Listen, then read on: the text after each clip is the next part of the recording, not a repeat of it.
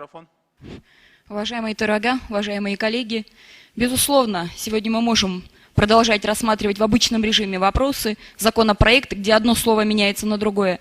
Но я думаю, что парламент не имеет моральной ответственности не рассмотреть сегодня вопиющий случай по бездействию правоохранительных органов, рассмотреть ответственность руководства соответствующих правоохранительных органов в связи с убийством девушки. Это не первый случай. Профильные комитеты Джогур-Кукинеш на парламентских слушаниях рассматривали вопросы, поставили неудовлетворительную оценку правительству в целом по ситуации с насилием, с кражей невест.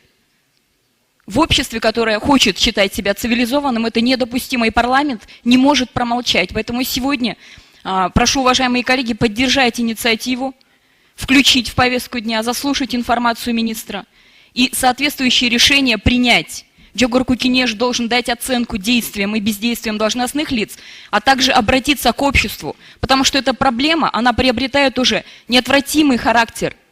Все общество должно мобилизоваться. Чрезвычайный план действий должен быть обсужден по противодействию насилию, по изменению отношения в обществе к вопросам насилия. Уважаемые коллеги, сегодня обязательно необходимо этот вопрос рассмотреть. Я надеюсь, что никто не останется равнодушным, никто не останется в стороне. Рахмат, 6-й микрофон. Рахмат, Талант Турдумаматович, я абсолютно согласна с Натальей Владимировной и хотела бы сказать, что такие вопросы в повестку дня должен тоже вносить спикер. Вы видите, что происходит на сегодняшний день? Никто, даже я, в стенах парламента, будучи девушкой, не чувствую себя в безопасности.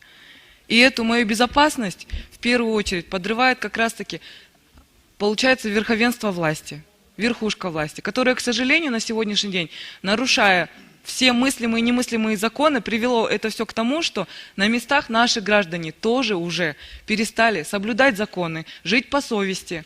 Это все начинается с нас. Поэтому, Талант Турдумаматович, вот подобные вопросы я понимаю.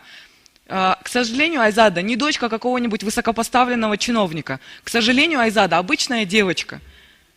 И мне очень жаль, что вот такие вопросы вы в первую очередь не поднимаете. Мне очень жаль, что опять это приходится делать, к сожалению, неравнодушным женщинам, неравнодушным мужчинам. И мне очень жаль, что Айзада не оказалась дочерью какого-нибудь чиновника. И что такое происходит все время. Это только те случаи, которые выходят, которые стали известны обществу. А сколько тех судеб, которые сломали? Вот так вот просто украли как какую-то вещь и убили. А сколько изнасилованных, избитых? Сколько это может продолжаться? Ну сколько, скажите? До каких пор? Мы все время заняты только политикой, а когда мы будем заниматься экономикой, когда мы будем безопасностью людей заниматься? Ну сколько уже можно? Я очень попрошу, Талант Турдумаматович, пожалуйста, не игнорируйте эту ситуацию. Вы как спикер парламента в первую очередь должны были поднять и включить в повестку дня эту инициативу сами.